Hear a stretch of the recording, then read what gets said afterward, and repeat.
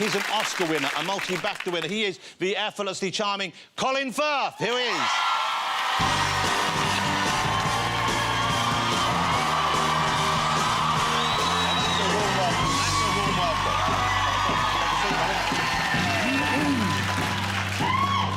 Colin, it's fabulous to have you here. Thank you so much for joining us. Real pleasure, thank you.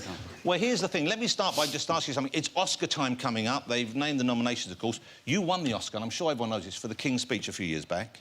So, belated congratulations for that. Thank you. An incredible performance in a wonderful film. How is that on Oscar night when you're there, not knowing in advance, then winning? What's that evening like to experience? Yes, it's... Well, you're in a minority suddenly as a winner. Because I'd been there the year before as a loser, and it's a much bigger party. Because you're among the 80%, you know, not the 20%. Yeah. And there's a real solidarity among people who are commiserating with each other. And so there's a little bit less hatred when you're one of the people that didn't pick something up. So, in a way, on the evening, it's better to lose? For that night, it is, yeah. Yeah, you can lick your wounds the next morning. Yeah. Can you do that? I've tried. I can't reach. I don't know. Well, we all have wounds in different places. Of course, you were playing the Queen's mother. Did you ever find out what the Queen's father? I'm sorry, that would have been... That's a film I want to see. Yeah. You've obviously got intel. Did you ever find out what she thought or what the family thought of that performance? Not directly, no. I ran into somebody who was distantly connected to the royal family while I was on a treadmill in a gym. And it's not the best circumstances to really have a conversation and process the information, but I was assured that it was well received. This year, the Oscars, of course, we've got... It's kind of like Harrow versus Eton. We've got Eddie Redmayne, we've got Benedict Cumberbatch. You've got two of the, you know, fine young actors, representatives of... And I'd always assumed that you came from that kind of background as well. You and a great many people. No, I was state-educated. And I've run into people who, when I tell them that I didn't go to public school, have literally said, I'm spiralling backwards through space now. Yeah. Their whole social geography has just been scrambled. You seem like one of the poshest guys on the planet. Well, I'm a fake. You know, that's the wonderful thing about my profession, is it's a wonderful, it's fertile ground for self-reinvention. You know, but... I didn't really do it on purpose. I mean, I was, you know, I had to adapt. I came back from Nigeria, and I went to a school in Essex, and it was the first time I'd realised that people my age I'd met people my age who didn't sound like my parents. Yeah. So I hastily tried to catch up and change the way I spoke. What was your Essex accent like? Can you remember that? No. Well, how convenient. I guess, in a way, I mean, the role which I think brought you to many people's attention, people knew of you before, but in '95, when you got the role as Mr. Darcy in Pride and Prejudice, that kind of put you on the map, didn't it? That was the one. Well, I thought I was on the map, you see. No, you weren't. No, was I not? No, you weren't. No. Well, it wasn't so much the level of attention, it's just how long it's lasted. It was 20 years ago. People still think about this scene, this you in the damp blouse. But it is a damp blouse. It's a damp blouse. The funny thing is, the whole shirt thing has grown as the rest of it's been forgotten. Yeah. And I was rising from the Serpentine like, in Plaster of Paris form a couple of years ago. Well, we have a picture of that. This is a weird thing. Look at this. This is a terrifying image. Look at that. I don't want to take responsibility. Well, someone has to. No, Am I right in thinking that scene, initially, you were not meant to be wearing the shirt? That is true. I was meant to be wearing precisely nothing. Nothing? Well, no, you wouldn't whoop if you knew the truth. Imagine seeing a naked version of you that big rising up the Serpentine. Well, we don't know what's lying under the surface. Is it like an iceberg? Is it mainly under the surface? Yeah, let's say so. The water levels rose.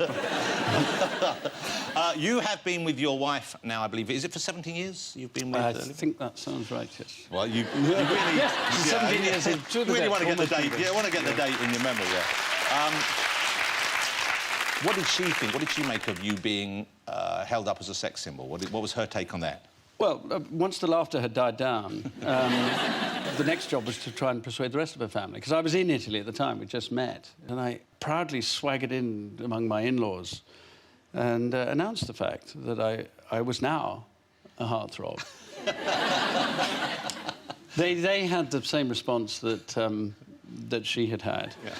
And I went home rather hurt. And then it started to become a kind of almost sociological study among the family.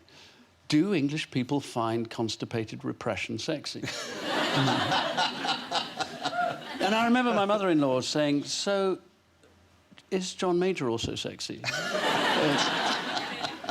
And all this business of trying to deconstruct, you know, what it is about English people that would respond to something that they found as profoundly unattractive as my character.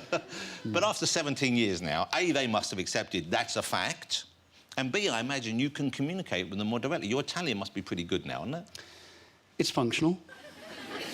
What will often happen is I'll say, I don't know, ciao, and someone will say, cosa detto? What did he say?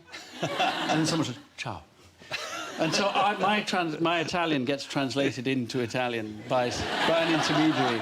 You know, buongiorno. What? Buongiorno. Ah, buongiorno.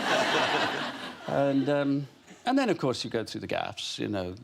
The interesting thing is that the better you are at a language, the more comical your gaffes become. Because if you can't speak the language at all, there's not much to laugh at. But if everything in your sentence is OK except one word, which is almost OK, yeah, then, of course, that's when disaster hits. Well, like what? Which kind of words? Well, I mean, you know, penne, pasta. In Italian, it's very important that you pronounce a double consonant. There are two N's in the word. So you say it... How do you say it properly? Penne. Penne. So you've got bigger N's. It's the best I can do with it. Penne. That is the pasta. But if you say penne, which is one N, you're asking for a penis. Wow. And, or maybe a whole bowl of penis. Well, you know, you have to be careful how much you ask for and what you... And you've got to be very careful when you ask what sauce you want on it. I mean, that could be... Well, arrabbiata means angry, you see, because it's spicy. An angry penis, please. Well, Italians are very obliging, so you have to be very, very careful what you ask for. Let's talk about the new movie, Kingsman, The Secret Service, which I should say, in the interest of full disclosure, was written by my lovely wife, Jane. But it's my favourite of the movies she's made. I adore it. Tell people what it's about. Those who don't know already, who haven't seen the trailer, how would you explain Kingsman? Secret spy organisation. They're all codenamed Galahad, Lancelot, Arthur, so there's a bit of a reference to King Arthur and his knights. So it's the modern-day spy as the modern knight, if you like. And their cover is Savile Row tailors. So it's all clothed in this veneer of the gentleman. And so it's the gentleman spy. It harks back to a kind of vintage era of the gentleman spy. I like to think the original Ian Fleming concept. Yeah. You know. And my character, who's a veteran, is grooming the young fellow. And there's a bit of snobbery. The use of that word grooming there, I think, might not be... Yes, it's been tainted, hasn't it, of late? Yeah. He's mentoring. Well, there's an awful lot you don't see in the... So he has a young charge that he has to try and bring out the best in. That's right. So there's a kind of My Fair Lady reference in a way that...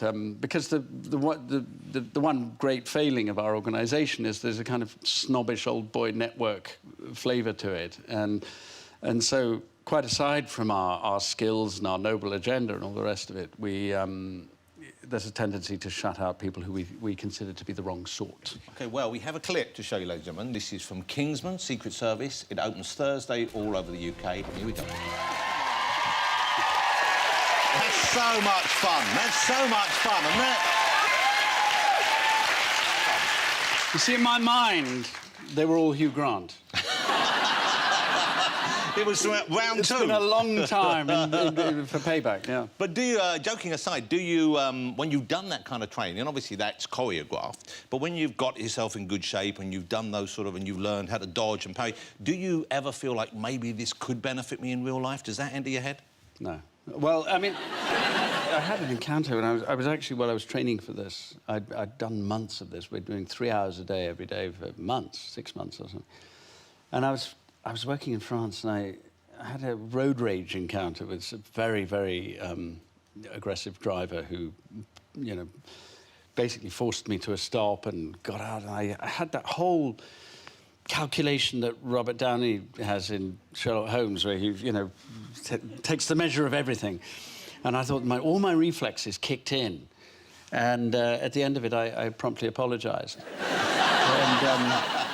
Which I like to think was my reflexes. Yes, you know? And probably that's one thing we can all learn, isn't it? Yeah, Ultimately, absolutely. the best way out of it is the back door. Ladies and gentlemen, he's going to stick around, but for now, will you join me in saying thank you to Mr. Colin Firth? Thank you.